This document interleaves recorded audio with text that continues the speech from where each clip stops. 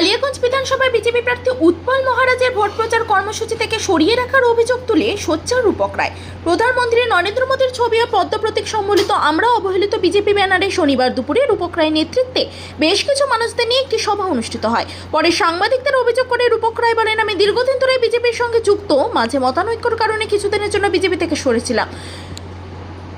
পরবর্তীতে জেলা ও রাজ্য নেতৃত্বে ডাকে সাড়া দিয়ে বিজেপিতে আছি এবং কালিয়াগঞ্জে দলীয় প্রার্থীর সঙ্গে ভোট প্রচার শুরু করেছিলাম, কিন্তু হঠাৎ করে দলীয় প্রার্থীর ভোট প্রচারে আমাকে ডাকা হচ্ছে না। নেতৃত্বের উদ্দেশ্যেই রূপক রায়ের প্রশ্ন, কার নির্দেশে আমাকে দলীয় প্রার্থীর ভোট প্রচার থেকে সরিয়ে রাখা হচ্ছে? রূপক রায়ের এই প্রশ্নের উত্তরে বিজেপির বিধানসভার কনভেনার বসন্ত কুমার রায় বলেন, উনি ওনার মতো করে চলেছেন। বিজেপির অনেক বড় পার্টি, এখানে কেউ অবহেলিত নয়। যাকে যেখানে কাজে লাগানো দরকার আছে সেই ব্যাপারে দলের ঊর্ধ্বতন কর্তৃপক্ষ ভাবছে। ওনাকে কোথায় কাজে লাগাবে সেটা দলের ঊর্ধ্বতনরাই বলতে পারবে।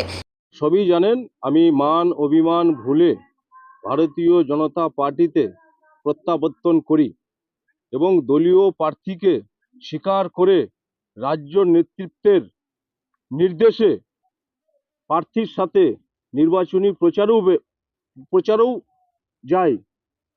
এমন তো অবস্থায় আমি জানতেই পারলাম না কার নির্দেশে আমাকে দলীয় প্রার্থীর হয়ে প্রচার থেকে সরিয়ে রাখা হলো। কার নির্দেশ মানছি, আমার ব্যক্তিগত কিছু ভুল ত্রুটি থাকতেই পারে, কিন্তু আমি কোনো দিনও ভারতীয় জনতা পার্টির নীতি এবং আদর্শের বাইরে যাইনি। রইল বাকি 2024 সালের লোকসভা নির্বাচন। সেই নির্বাচনে এক চরম পরিস্থিতির মধ্যে দিয়ে আমাকে বাধ্য করা হয়েছিল। এক প্রাণ সংশয়ের মতন আশঙ্কাজনিত অবস্থায় আমি মনোনয়নপত্র দাখিল করতে বাধ্য হই। সেই মনোনয়নপত্র দাখিল করার পরে আমি দল এবং দলের প্রার্থীর বিরুদ্ধে কোনো কটু কথা কোনো জায়গাতেই আমি বলি নাই। তো এখন বর্তমানে এই 26শে বিধানসভা নির্বাচনে আমি জানতে চাই যে কার উঙ্গলি হিলনে আমাকে প্রার্থীর সাথে প্রচার পর্বে থেকে দূরে সরিয়ে রাখা হলো, কার নির্দেশে, এটা আমি জানতে চাই। বিজেপি দল না ডাকে তাহলে কি আপনি বিজেপি কে সমর্থন করবে নাকি বিজেপির বিরুদ্ধে আপনি প্রচার করবেন? সেটা 2 তারিখে প্রকাশ করব। এই প্রশ্নের উত্তর 2 তারিখে দিব।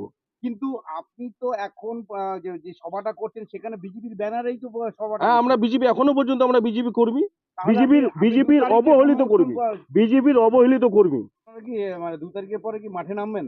2 তারিখে আমরা 2 তারিখ পর্যন্ত দেখব আমাদের ঊর্ধ্বতন কর্তৃপক্ষ কি করতে চাচ্ছে, তাহলে কি আমাদেরকে setting এর কিরকম অপেক্ষায় জায়গাতে আছেন? সেটিং এর অপেক্ষায় আছেন? সেটিং ফেটিং যে ওই সমস্ত জিনিস আমরা জানি না, ওটা এখানকার পরে, ওটা পরবর্তীতে কথা। দেখুন, বিষয়টা হচ্ছে উনি ওনার মতো করে বলেছেন বিষয়টা। আর বিজেপি পার্টি এমন একটা পার্টি, এখানে কেউ অবহেলিত না। যাকে যেখানে কাজে লাগানোর দরকার আছে সেই ব্যাপারে আমাদের যে ঊর্ধ্বতন কর্তৃপক্ষ আছেন তারা ভাবছেন, ওনারা কোথায় ওনাকে কাজে লাগাবেন সে ব্যাপারে ওনারাই বিষয়টা বলতে পারবেন।